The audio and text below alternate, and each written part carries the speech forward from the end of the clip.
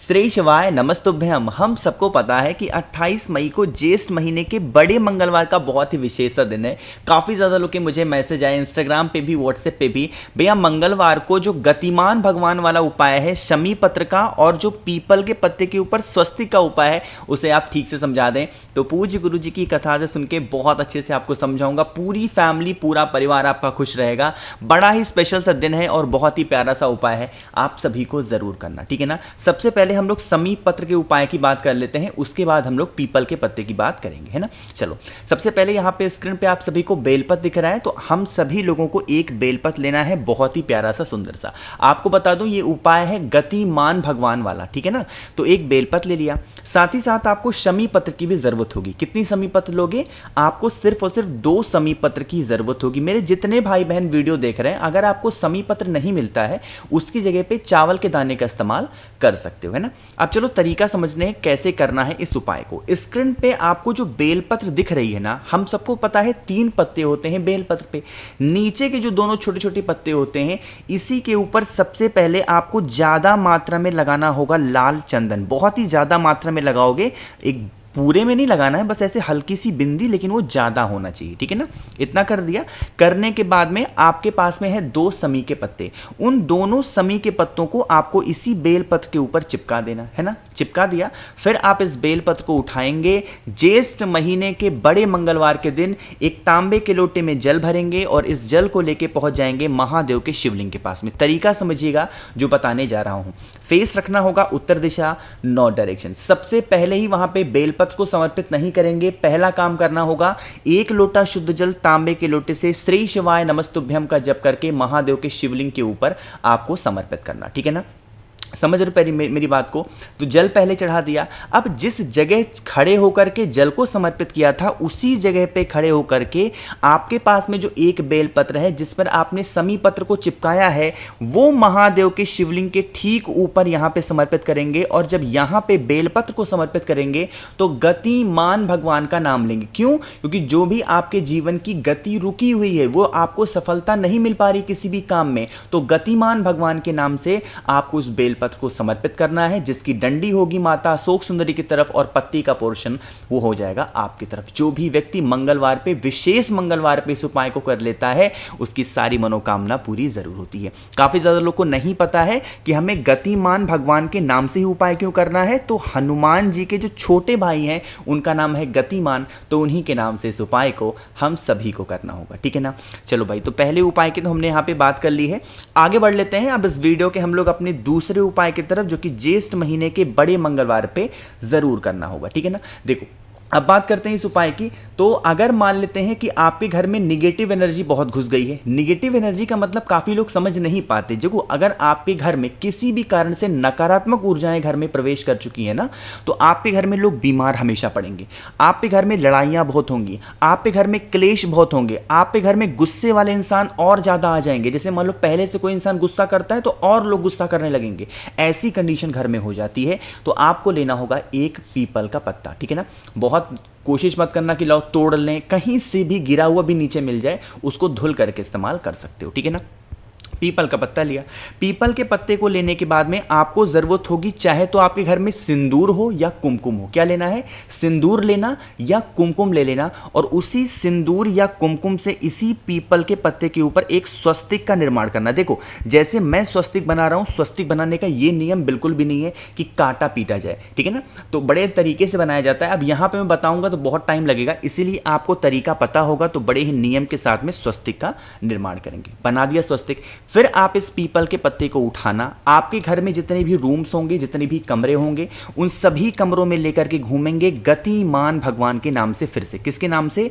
गतिमान भगवान के नाम से घर के सभी कमरों में, रूम्स में एक बार चले जाएंगे। फिर आप इस पीपल के पत्ते को उठाएंगे, आपके ही घर में जो भी बजरंग बली की फोटो, मूर्ति, प्रतिमा हो, जो भी हो, छोटी है, बड़ी है, फोटो में है, कैलेंडर में है, जहां पे भी है, उन्हीं के सामने आपको उस पीपल के पत्ते को रख देना है जिस पर आपने स्वस्तिक को बनाया, ठीक है ना, रख दिया आपने। रखने के बाद में उनसे विनती करेंगे, प्रार्थना करेंगे, हमारे घर में इस तरीके से समस्याएं, हमारे घर में इस तरीके से प्रॉब्लम चल रही हैं, हे बजरंगबली, हे गतिमान भगवान, आप हमारे घर से इन सभी समस्याओं को दूर करें।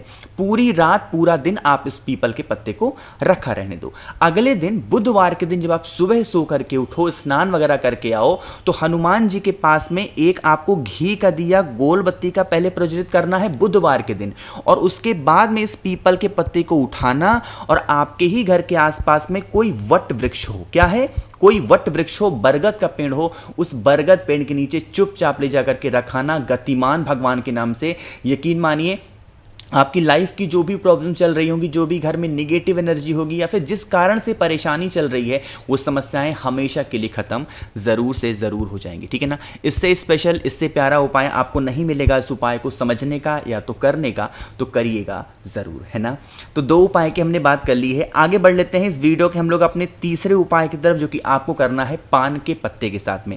अब क्या इसके फायदे हैं और कैसे करना है, कहाँ पे करना है, इन सभी की बात हम तब करेंगे जब आप करेंगे वीडियो को लाइक। मेरे जितने भी भाई बहन आवाज़ पहली बार सुन रहे हैं, चैनल को ज़रूर सब्सक्राइब करेंगे, ठीक है ना।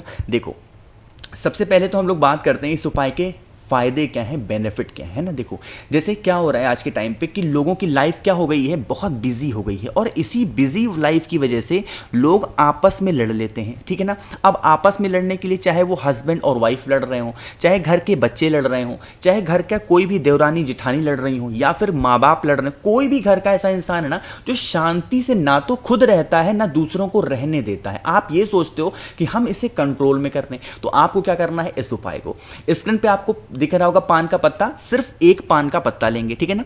पान के पत्ते को लेने के बाद में फिर से आपको सेम काम करना है, लाल चंदन है या रोली है, कुमकुम है, कुछ भी आपके पास में है लेंगे, ठीक है ना।